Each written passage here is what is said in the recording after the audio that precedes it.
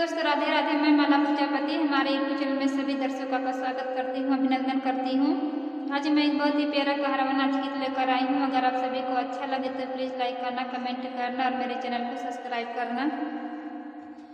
सासू के बोलिया ना गई रची से मेरे ची ननद के बोलिया ना हमके लागले जहरिया ननद के बोलिया ना हमके लागले जहरिया ननद के बोलिया ना।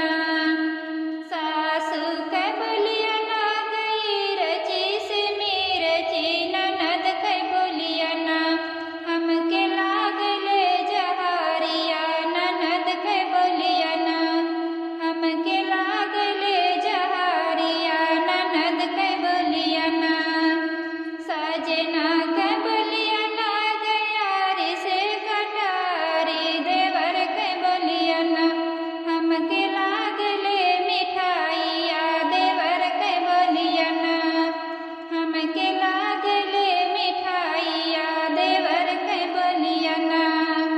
सजना के बोलिया ना गयारी से कटारी देवर के बोलिया ना हमके लागले मिठाइया देवर के बोलिया ना हमके लागले मिठाइया देवर के बोलिया ना।